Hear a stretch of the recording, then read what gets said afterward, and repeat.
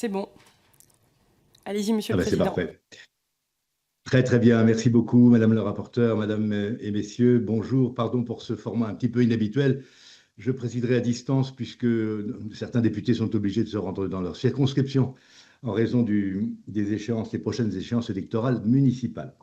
Bien, nous poursuivons donc les travaux de notre mission d'information, création, diffusion et acquisition des connaissances, comment l'intelligence artificielle générative transforme notre éducation et notre culture. Nous auditionnons aujourd'hui Madame Régine Atchondo et Monsieur Olivier Lombardi, respectivement présidente et directeur général du Centre national du livre. Madame la présidente, Monsieur le directeur général, bienvenue. Nous vous remercions d'avoir accepté notre invitation pour discuter des impacts de l'intelligence artificielle générative sur le secteur du livre. En effet, celui-ci est bouleversé par l'irruption de cette technologie qui constitue un défi inédit pour l'ensemble des industries culturelles. Nous avons rencontré il y a 2 semaines des représentants de la Société des gens de lettres, de la Ligue des auteurs professionnels et du Syndicat national de l'édition, qui nous ont fait part de la prolifération croissante de faux livres générés par l'IA générative, qui coexistent désormais avec les œuvres de l'esprit. Cette nouvelle forme de concurrence déloyale risque d'entraîner un appauvrissement des auteurs comme des éditeurs et d'aggraver la situation de surproduction qui prévaut déjà au sein de toutes les industries culturelles. Enfin, certains métiers apparaissent plus directement menacés que d'autres. Au sein de la filière cinématographique, par exemple, les doubleurs sont les plus exposés au risque de substitution. Au sein de la filière du livre, ce sont les traducteurs. Que peut faire le Centre national du livre pour protéger ces professionnels qui œuvrent à la diffusion de la culture et des connaissances? Plus généralement, le Centre national du livre a récemment créé un groupe de travail chargé d'analyser les enjeux de l'IA générative pour la filière. Avez-vous d'ores et déjà pu dégager de grandes orientations stratégiques? Enfin, Madame Stéphanie Lecam, directrice générale de la Ligue des auteurs professionnels, a proposé de conditionner les aides à l'écriture, à l'édition ou à la publication à des projets reposant sur un travail de création humaine, sans recours aux IA génératives. En parallèle, elle souhaite réserver le taux de TVA réduit à ces œuvres humaines afin de limiter un possible effet d'éviction de ces œuvres par des œuvres artificielles. Que pensez-vous de cette proposition et quelles pourraient en être les modalités concrètes de mise en œuvre? Je vais donc vous laisser la parole désormais pour un propos liminaire de 10 minutes avant de céder la parole à Madame la rapporteure. Je vous en prie.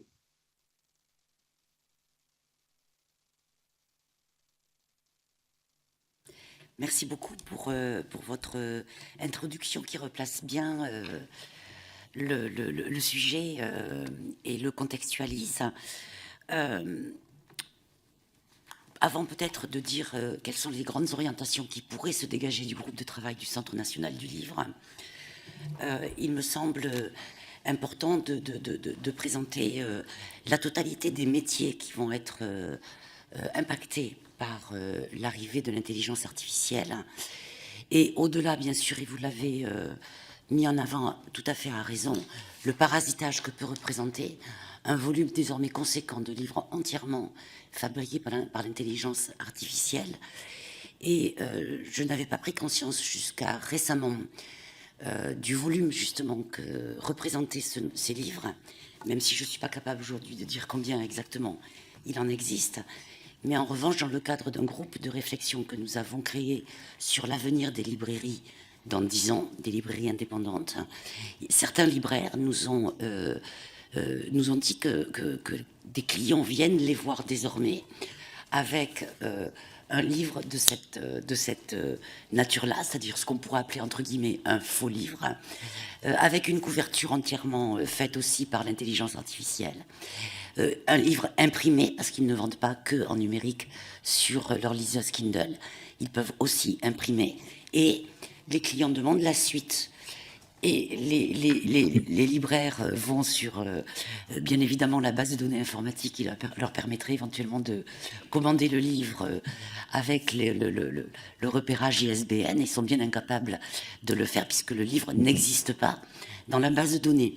Donc il me semble que ce que je croyais être, évidemment, une possibilité, une existence, semble être passé à un niveau plus industriel pour que certains clients puissent se rendre dans une librairie indépendante pour demander la suite d'un ouvrage qu'ils ont probablement commandé sur Amazon et qui a été entièrement rédigé par l'intelligence artificielle, créé, si on peut dire, par l'intelligence artificielle.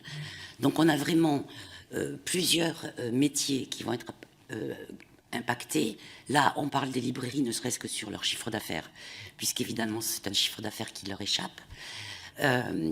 Les artistes, les créateurs, comme vous l'avez très bien, très justement souligné, risquent d'être paupérisés, alors qu'ils le sont déjà dans le cadre d'une surproduction de tirage et de vente plus faible par titre. Et donc, déjà, les auteurs sont dans une situation plus précaire qu'avant, mais en plus, le parasitage du marché de création par des œuvres qui ne sont plus des œuvres de l'esprit, mais des œuvres de l'intelligence artificielle, va ne faire qu'accuser cette situation de précarité en termes de rémunération. Les traducteurs vont être très fortement, et ils le sont déjà, impactés. En tous les cas, c'est ceux dans l'étude de la SGDL qui sont le plus inquiets. Dans une étude de la SGDL qui a été faite en début 2025, je suppose que vous avez dû la voir compte tenu de tous les organismes que vous avez rencontrés. Comme vous le savez, 56% des auteurs de l'écrit sont inquiets, dont dans ces 56%, 79% sont les traducteurs et 77% les auteurs de bandes dessinées, puisqu'on peut aussi, évidemment, créer de l'illustration et du dessin de manière extrêmement fine aujourd'hui, en ayant pillé, évidemment, des contenus qui ne sont pas suffisamment défendus. J'aurai l'occasion d'y revenir. Donc, les traducteurs, en ce qui concerne le Centre national du livre, aujourd'hui sont, j'allais dire, d'ores et déjà protégés, au sens où les traductions qui sont aidées par le Centre national du livre doivent être rémunérées à hauteur de 24 € le feuillet.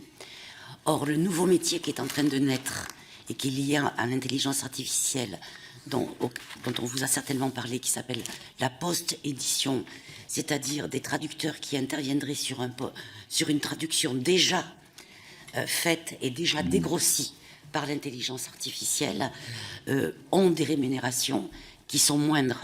Donc le fait que le minimum du feuillet soit à 24 € fait que par essence, un éditeur ne payera 24 € que s'il a vraiment fait appel à un traducteur à part entière. Et ce traducteur peut faire quelques recherches sur l'intelligence artificielle. Il faut évidemment ne pas vivre avec son temps, mais en aucun cas ça pourrait être une traduction entièrement façonnée dans sa première version par l'intelligence artificielle. Je pense par ailleurs que lorsqu'on est très attaché à la qualité de la traduction, ce qui est notre cas au Centre national du livre et ce pourquoi nous avons un niveau de feuillet assez exigeant, nous faisons intervenir des experts sur les extraits de traduction qui nous ont adressés, qui, je pense, je l'espère, mais cette révolution est tellement incroyable que je crois malheureusement vous dire combien sont grands les doutes et petites les certitudes. Je pense que nos experts en langue repéreraient une traduction, j'allais dire, très automatique. Parce que souvent, en ce qui nous concerne au Centre national du livre, quand on soutient les traductions, c'est parce que le texte est intéressant, mais c'est aussi parce que la traduction est excellente. Et excellente, ça veut dire qu'elle sait prendre en considération la singularité de l'univers imaginaire de l'auteur et de sa langue, sachant qu'il y a plusieurs langues dans une même langue. Donc, de ce point de vue-là, je pense qu'on pourrait le repérer. Je pense que ce sont les métiers qui vont être qui vont nécessiter la plus grande attention de la part de la représentation nationale que vous représentez aujourd'hui. Ce sont les métiers de la création et les métiers automatiques comme ces faux livres qui vont parasiter le marché et où je pense qu'il sera très complexe pour le public de s'y retrouver, sachant que l'offre de livres œuvre de l'esprit est déjà immense, que déjà dans les freins à la lecture, on sait qu'il y a la difficulté du choix, que les gens qui ont envie de lire ont de plus en plus de mal à faire dans l'offre immense que nous avons chaque année, ce dont on peut se réjouir parce que ça témoigne encore d'une curiosité et d'une prise de risque et d'une envie de sortir des livres, mais c'est aussi parfois un frein pour les lecteurs de se repérer dans cette immensité d'offres. Donc on peut imaginer ce que pourrait créer comme trouble des œuvres automatisées qui ne seraient pas labellisées comme telles. Alors on tourne beaucoup autour de labels dans les groupes de réflexion que nous avons réunis. Nous n'avons pas encore émis des règles fixes parce que on voulait d'abord prendre en considération l'ensemble des éléments qui allaient perturber la filière du livre liés à l'intelligence artificielle avant de modifier les règlements. Il est évident que certains éditeurs considèrent qu'on pourrait développer une sorte de label sur la couverture qui serait écrit œuvre de l'esprit ou écrit par un humain, ou bon, après ça, c'est à développer et à concerter, parce que, effectivement, les éditeurs craignent que le public ne s'y retrouve pas dans cette offre qui va être multiple. Les traducteurs nous demandent de conditionner nos aides. Nous ne l'avons pas fait au fait d'être sûr que le traducteur n'aura pas utilisé l'intelligence artificielle. Nous ne l'avons pas encore fait. Nous ne sommes pas opposés. Mais comme je vous l'ai dit précédemment, nous sommes assez sereins par notre niveau d'euros versés par feuillet, qui fait qu'un éditeur ne payera pas 24 € s'il utilise des outils automatiques de traduction. Nous sommes donc plus inquiets pour la création. Nous sommes inquiets pour les doubleurs dans le cadre de l'aide que l'on apporte via la commission d'aide automatique au livre audio, mais nous sommes moins inquiets aussi parce que les conditions que l'on réclame pour soutenir un projet de livre audio sont telles qu'on sait que l'éditeur, dans son exigence, est derrière l'objet produit. Donc on est moins inquiet. Nous devrons revoir certainement nos règlements et nous allons finir de concerter avec l'ensemble de la filière du livre sur la question de la création et pourquoi pas en intégrant la traduction avec ce bémol des 24 € le feuillet. Ensuite, en ce qui concerne nos inquiétudes et qui ne relèvent pas du Centre national du livre, même si on peut, dans le cadre de nos missions, évidemment contribuer à la réflexion, c'est la protection du droit d'auteur qui est aujourd'hui mise à mal par l'IA Act, qui est beaucoup trop ouvert, me semble-t-il, et qui part du principe que si il n'a pas été déclaré que le texte n'était pas autorisé, il peut être pillé. Alors, bon, avec, malgré tout, heureusement, quelques dossiers en cours de justice dont on attend les résultats avec beaucoup d'impatience, puisqu'ils constitueront un socle de jurisprudence extrêmement utile pour la protection du droit d'auteur. Nous sommes rassurés par ce qui a été produit aux États-Unis pour la société Anthropique, dont vous devez connaître le fait qu'il ait accepté de négocier et de réparer à hauteur de 3 000 € par ouvrage des ouvrages qui avaient été utilisés sans autorisation pour enrichir évidemment le moteur de recherche d'intelligence artificielle Claude, qui est celui que développe la société Anthropique. On voit que chaque semaine, quasiment, des procès s'ouvrent dans les pays européens, aux États-Unis et en France. Alors pour des sujets qui ne sont pas que celui de l'intelligence artificielle, mais qui sont quand même celui du développement aveugle des nouvelles technologies en regard de ce que l'on fait de nos citoyens. Je pense au procès historique qui a lieu en ce moment même, enfin en tous les cas qui va être très intéressant à suivre, puisque Mark Zuckerberg va témoigner le 18 février sur Meta et Google, qui sont accusés d'avoir rendu les enfants accros à leur plateforme.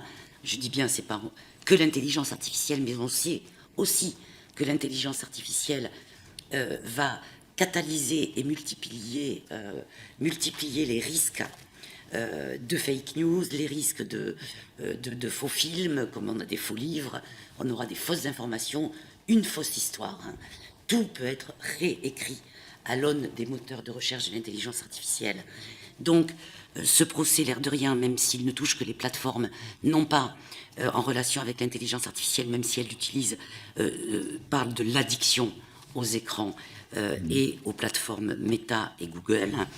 D'autres réseaux ont préféré négocier plutôt que de prendre le risque d'être jugés. Nous avons des 8 doubleurs français qui mettent en demeure 2 sociétés d'IA pour avoir cloné leur voix.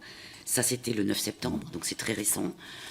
Enfin, on voit bien, puisqu'on a bien sûr une veille média là-dessus, et pas uniquement, mais on voit bien qu'il y a une forme de réaction qui est en train de venir des citoyens, des États, des auteurs, tous secteurs confondus, pas uniquement le livre, sur le besoin de régulation. Et en ce qui concerne la France, comme vous le savez, le droit d'auteur est une des pierres angulaires qui a fondé nos politiques publiques depuis des siècles. Et donc je pense que la question pour nous de la régulation et de l'évolution du droit sur la protection du droit d'auteur sera l'élément majeur de l'intégration de l'intelligence artificielle dans les filières culturelles, dont celle du livre. Pardon, j'ai été un peu longue. Non, c'est très bien. Merci beaucoup, Madame la Présidente, pour le liminaire. Madame le rapporteur, vous avez la parole. Merci beaucoup, Monsieur le Président. Madame la Présidente, vous avez attiré notre attention sur le parasitage, sur l'impact sur les métiers, sur toute la chaîne du livre. Vous avez même pu aller au-delà de la chaîne du livre sur les métiers de la culture. Vous avez parlé de la protection du droit d'auteur, avec beaucoup, effectivement, de saisines de la justice dont on attend les résultats. Je voulais revenir sur les différentes utilisations de l'IA, pas forcément génératives, mais qui sont faites aussi dans la filière. On sait que ça menace certaines pratiques, mais est-ce que vous pouvez nous dire aussi en quoi l'intelligence artificielle a pu bénéficier aux différents métiers du livre? Est-ce qu'on peut voir des opportunités aussi dans l'utilisation de l'intelligence artificielle? Oui, il y a un document qui a été... je pourrais vous le laisser si vous souhaitez, parce qu'il est vraiment extrêmement explicite, d'un cabinet de conseil Bartel, qui a classé par métier de la filière du livre l'apport de l'intelligence artificielle, et vous avez vraiment raison de l'évoquer aussi au sens de tout ce qu'elle peut apporter, et notamment sur le plan prédictif, comme vous le savez, parce que je pense que c'est aussi le cas dans beaucoup d'autres métiers en général, et de la culture. Donc en création, elle peut aider à créer des images conceptuelles, donc nourrir évidemment tout un imaginaire autour de l'œuvre. Hein. Elle peut faire des synthèses automatiques, elle peut rappeler la contextualisation historique d'un ouvrage. Elle peut être un support, et là ça rejoint aussi la traduction de suggestions grammaticales, lexicales, de rythme. Et elle peut être une assistance à la production de versions accessibles. Je pense notamment à tout ce qui est le facile à lire et à comprendre, qu'on essaye d'aider de plus en plus au Centre national du livre, même si on n'a pas encore créé la commission qu'on va dédier à toutes ces formes d'édition qui peuvent aider les personnes atteintes d'un handicap. Je pense que de ce point de vue-là, l'intelligence artificielle peut être un véritable atout, avec malgré tout toujours le contrôle humain. Quand je vous parle par exemple de contextualisation historique, ça rejoint la crainte des enseignants d'histoire ou des chercheurs dans le domaine de l'histoire qui se sont manifestés il n'y a pas longtemps dans les médias en disant qu'ils craignaient des versions historiques qui n'aient plus rien à voir avec toute la recherche historique, même si on sait que déjà dans les recherches historiques, tous les historiens ne sont pas d'accord. Mais que la place au doute fait qu'on peut écrire cette histoire avec toutes les nuances qu'il est nécessaire d'avoir, notamment dans des sujets qui sont des sujets de sensibilité nationale, on les connaît en France. Donc tout ça, je pense, sont des apports. L'édition, il y a évidemment il y aura la possibilité, et il y a déjà des outils qui existent, de balises qui permettront de se protéger du plagiat, voire du pillage. Je pense que dans tout ce qui est prédictif, on pourra travailler sur le potentiel des lecteurs, affiner les cibles en fonction des comportements d'achat qui auront été repérés sur les premiers achats. On pourra affiner notre connaissance de la vie du livre aussi grâce au moteur de recommandation. Ça veut dire qu'on pourra mieux suivre les stocks. Vous savez que la question du stock, des livraisons, de la distribution dans la filière du livre représentent des coûts importants, des phénomènes de pollution environnementale importants, et que donc à la fois les éditeurs et les libraires essayent en permanence d'être au plus près de la demande. Et là, les outils prédictifs que l'intelligence artificielle peut créer vont être très probablement précieux, et donc pouvoir avoir un impact important sur les taux de retour des livres, des libraires vers les éditeurs. Je ne veux pas vous prendre trop de temps, mais je pense que c'est les versions vocales, le suivi en temps réel de la performance des titres, l'extraction de métadonnées et l'enrichissement sémantique des bases de données. Enfin, on a beaucoup de domaines dans lesquels l'intelligence artificielle va pouvoir apporter beaucoup. Et dans le domaine de la création ou de la recherche, sur tout ce qui est histoire, sciences humaines et sociales, géographie, philosophie, dans des moteurs qui respecteraient la protection du droit, qui seraient donc fermés, on peut, je pense, former des outils à terme extrêmement performants et qui ne seraient nourris que de recherches qui auraient été validées par des historiens et des experts compétents. Vas-y, Olivier. Oui, merci de me laisser la parole, Madame la Présidente. Oui. Juste pour compléter les propos de la Présidente, c'est effectivement l'IA touche tous les métiers, notamment tous les métiers intellectuels, donc est un outil extrêmement puissant d'aide à la connaissance, à la rapidité, à la synthèse, et sur toutes les tranches, sur toutes les étapes de la chaîne du livre, de l'auteur jusqu'au libraire, en fait. Donc, juste pour compléter, c'est une des difficultés de ce dossier, c'est d'abord la vitesse à laquelle évolue l'ensemble de ces outils, qui sont plus rapides que le rythme de la réflexion sur la régulation ou la réglementation. Donc on a toujours un retard dans la réflexion par rapport à la puissance de l'outil et de son évolution. Et en ce sens, il serait extrêmement utile que le CNL puisse disposer d'un observatoire un peu précis pour avoir deux choses qui font que le débat est un peu compliqué, c'est d'avoir des données réelles sur qu'est-ce qui se passe, combien de métiers sont impactés, quel impact exact il y a, donc avoir un vrai impact, un vrai diagnostic sur quels sont les métiers qui sont touchés, est-ce qu'ils disparaissent, est-ce que de nouveaux métiers apparaissent, ou est-ce que ces usages sont différents.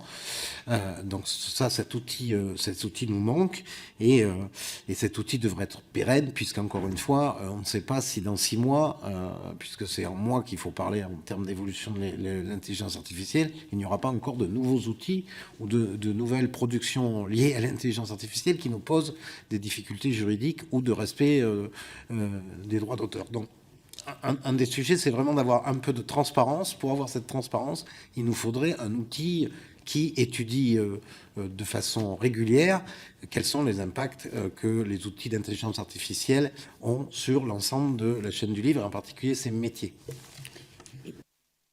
Et pour rebondir encore, c'est aussi pour cela que pour l'instant, nous n'avons pas modifié la totalité de nos règlements.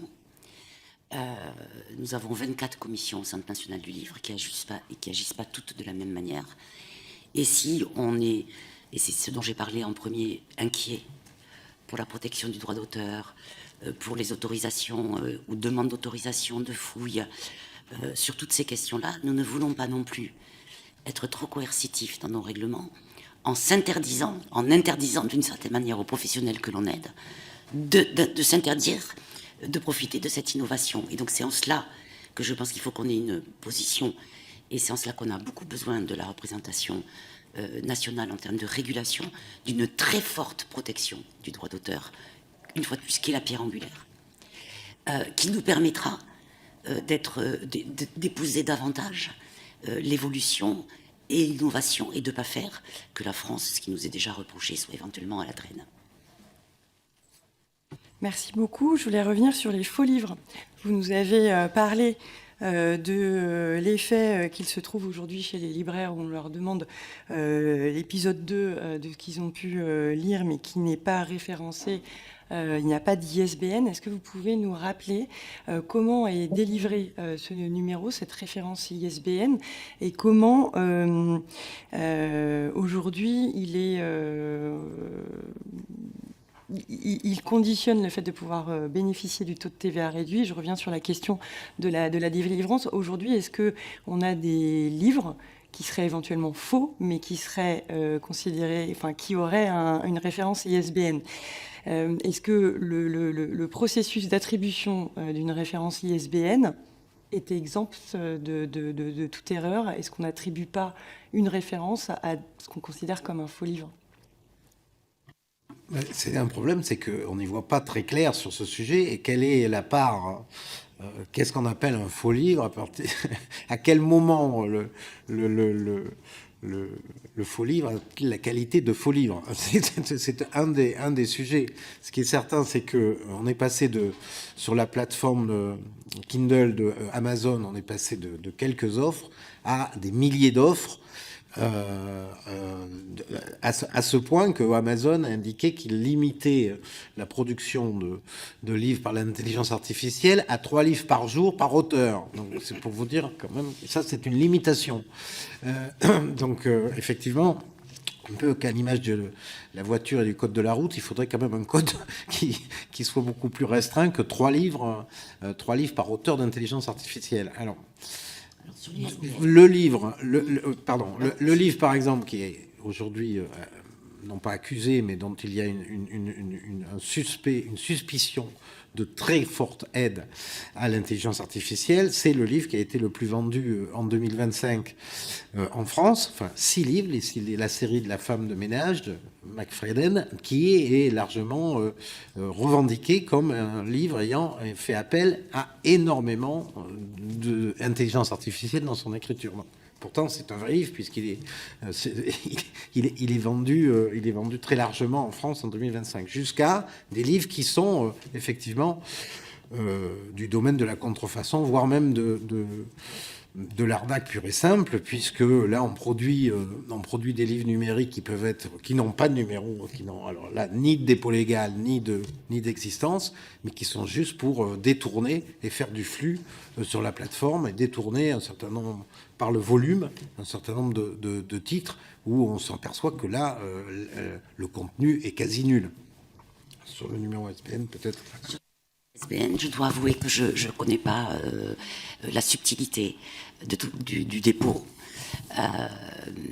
mais on va s'y pencher d'ailleurs dès cette audition terminée, parce qu'effectivement c'est peut-être aussi un des endroits où il sera nécessaire d'apporter une compétence dont je ne sais pas très bien comment elle se définirait aujourd'hui, mais en tous les cas qui pourrait garantir que tout livre vendu qui appartient, qui a son code ISBN, qui respecte le prix unique du livre, vendu en librairie, etc., n'est pas le fruit d'une intelligence artificielle. Alors j'allais dire à 100%, car au fond, je pense qu'on va aussi avoir cette difficulté d'avoir des livres dont la dernière virgule soit bien apportée par l'humain, mais qui ait pu utiliser beaucoup d'outils d'intelligence artificielle dans sa construction.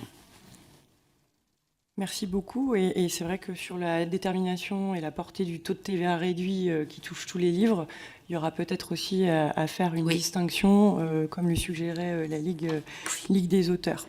Sur ce que permet l'intelligence artificielle générative, il y a la possibilité d'extrêmement personnaliser des contenus. Je pourrais très bien me dire que je me lance dans un projet d'édition qui est fondé sur la personnalisation. C'est-à-dire que vous avez parlé de certains livres.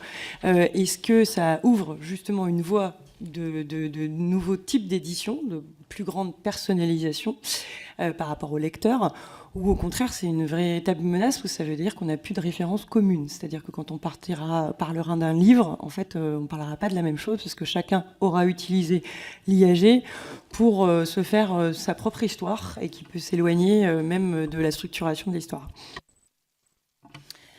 Oui, je pense que c'est un des risques qui fait l'objet d'ailleurs de beaucoup d'inquiétudes, sachant que déjà, le déclin de la lecture chez les jeunes pose la question du bien commun, du socle commun partagé par tous dès l'enfance, et qui va avec la construction de l'imaginaire, avec l'enrichissement du vocabulaire, de la langue, de la concentration, de la mémoire. Enfin, on connaît toutes les vertus de la lecture qui déjà, par leur déclin, menace ce bien commun qui a pourtant été est constitutif de la construction individuelle et citoyenne avec un minimum d'esprit critique. Donc imaginons une société où tout peut être fait pour que nous n'ayons que ce qui nous satisfait, nous ressemble, nous plaît, comme d'ailleurs le font d'une certaine manière déjà les algorithmes qui nous enferment, qui enferment les citoyens dans ce qu'ils attendent et qui vont leur donner du plaisir, la fameuse dopamine. Je pense que ça ne sera, c'est ce que je disais tout à l'heure, l'intelligence artificielle, en tous les cas dans le domaine du livre, et je pense que ce sera malheureusement dans beaucoup de secteurs culturels, pourra ne faire que catalyser très fortement ce qui existe déjà et qui déjà fait l'objet de beaucoup d'inquiétudes dans tous les pays qui mènent des réflexions sur l'interdiction des réseaux sociaux en 15 ans, comme nous, sur la place du livre, la place du sport pour essayer de combattre les problématiques de santé mentale des adolescents, tout ce qui a été déjà dévoré par les réseaux sociaux, l'addiction aux écrans, que l'intelligence artificielle ne va faire que multiplier. Donc tout est en train c'est en cela que c'est une révolution certainement industrielle, une technologie très innovante. Hein. Mais moi, je partage le point de vue de certains sociologues, anthropologues qui considèrent que c'est aujourd'hui une révolution anthropologique, qu'elle n'est pas que technologique. Merci beaucoup. Oui, pour retourner... je discutais d'ailleurs avec une autrice de science-fiction la semaine dernière, et effectivement, elle imaginait que demain, le livre change de nature, puisque vous auriez un livre par personne, qui est celui qui correspond à vous. On avait déjà les livres dont vous êtes le héros qui vous permettaient de faire la structuration de votre cheminement selon votre choix, mais on pourrait aller plus loin, mais ça peut ouvrir aussi des marchés différents. Sur la protection du droit d'auteur, vous êtes revenu sur beaucoup d'actions en justice qui ont été faites ici en France, mais aussi aux États-Unis. Est-ce que le CNL a entrepris en son nom propre, par exemple, des actions? Est-ce que c'est son rôle? Je voulais savoir aussi s'il y avait, à votre connaissance, dans les contrats entre les éditeurs, les auteurs, des clauses spécifiques sur l'intelligence artificielle, à votre connaissance. Bon, déjà, ces questions-là, déjà, c'est pas mal. Est-ce que vous pouvez nous répondre sur ces sujets? On n'a pas lancé une réflexion, si, par essence, mais on n'a pas lancé d'action particulière sur la question de l'évolution sur le plan législatif de la protection du droit d'auteur, sachant que tout ce qui relève de la régulation dépend du service du livre et de la lecture du ministère de la Culture, ce qui bien sûr ne nous empêche aucunement non seulement de faire partie des réunions, mais de réfléchir avec eux. Mais en l'occurrence, c'est vraiment leur responsabilité. Pour ce qui est du contrat entre les éditeurs et les auteurs, pour l'instant, c'est le nombre de ce qu'on nous dit, le nombre de contrats qui précisent la question du rapport à l'intelligence artificielle dans les contrats sont en nombre rare. Ce que nous avons fait très récemment, nous avons revu nos conditions de soutien aux éditeurs en favorisant une sorte de comportement, de charte de bonne pratique, de comportement de bonne pratique.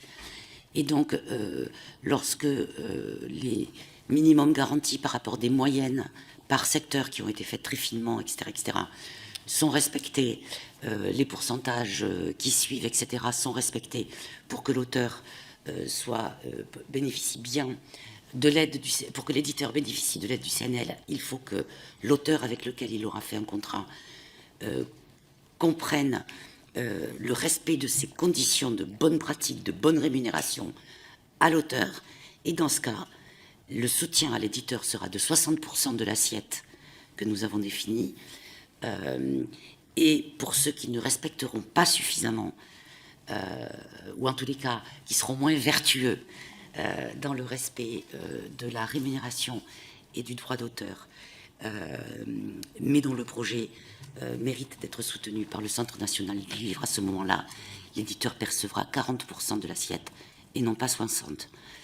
Il est évident que dans le cadre de cette évolution, nous nous sommes penchés sur les questions de droit d'auteur, d'avaloir, de suivi du droit sur les ventes. Nous pourrons, le moment venu, mais comme vous le savez, on n'a pas voulu figer dans le marbre une position trop arrêtée, nous pourrons, le moment venu, glisser dans les éléments de bonne pratique la question de l'intelligence artificielle. Merci beaucoup. Le rapporteur, une dernière question peut-être. Bon, alors, il faut que je les choisisse. J'en aurais une dernière. Est-ce qu'il est, à vos connaissances, est-ce qu'il y a des projets de négociation d'accords entre des acteurs développeurs de l'IA et des éditeurs? Aujourd'hui, il existe des accords entre des développeurs d'IA et des organes de presse, je pense à l'AFP ou Le Monde. Est-ce qu'il existe aujourd'hui, à votre connaissance, en France, des débuts de discussion entre éditeurs et développeurs d'IA pour régler et honorer les droits d'auteur? Alors, il y a des débuts de discussion qui n'ont pas été concluants de ce que je sais, notamment avec Amazon. Le sentiment global de la profession, de la part des fournisseurs d'intelligence artificielle, de ne pas avoir vraiment envie d'aller trop vite pour être obligé de travailler sur une plus grande responsabilité et transparence en regard de tout ce que sont leurs fouilles pour enrichir leur moteur. Merci. C'est d'ailleurs cette absence de discussion, une volonté de négociation, notamment de la part d'Amazon, qui pousse le SNE et les organes à intenter des procédures judiciaires, puisque c'est leur seul moyen de se faire entendre et d'amener ces opérateurs à discuter et à négocier. Monsieur le Président, est-ce que je pourrais juste poser une question rapidement? Oui, c'est sur la proposition de loi des sénateurs sur l'inversion de la charge de la preuve, c'est-à-dire sur la présomption d'utilisation des œuvres. Que pensez-vous de cette proposition de loi? C'est tout à fait souhaitable. Et ce serait une étape franchie qui serait immense et qui serait dans le respect, en tous les cas, de la tradition française en regard du droit d'auteur et des auteurs. Et je pense que l'inversement de la charge serait un atout pour tous et obligerait à une bien plus grande transparence et au fait de travailler en plus grande intelligence et justement sur le fait que l'innovation peut aussi être un atout pour la culture. La culture est un atout pour l'innovation. Et donc, au lieu de se regarder en chien de faïence, je pense que cette proposition de loi serait très, très précieuse. Merci beaucoup. Bien, merci beaucoup, Madame la Présidente, Monsieur le Directeur Général, pour votre contribution à notre réflexion. Moi, je retiens 2 ou 3 points parmi d'autres très intéressants aussi, bien sûr, dans vos interventions. L'idée de créer un observatoire de l'impact de l'IA, probablement, je ne pense pas que vous deviez le faire seul, enfin, je ne sais pas, hein, mais les services du ministère et les grands opérateurs de la protection des droits d'auteur devraient être avec vous. Et la question de fond, c'est la question de la définition de ce qu'est au fond l'acte de création d'une œuvre de l'esprit. C'est-à-dire, où mettons le curseur? Un auteur peut parfaitement, un auteur un vrai, si j'ose dire, peut parfaitement utiliser l'IA pour se documenter, pour tester même des textes, etc.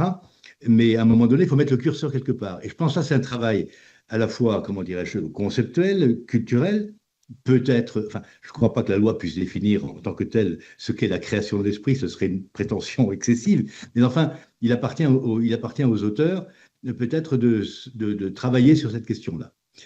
Voilà ce que je voulais vous dire. Et, et je vous remercie encore, avec Madame la rapporteure, pour votre contribution à nos travaux. Merci beaucoup. Au revoir. Merci à vous. C'est un vaste chantier. Je pense que c'est un sujet sur lequel on est, pour être très honnête, pas encore complètement dans notre élément. Très bien. Merci beaucoup. Merci. Merci.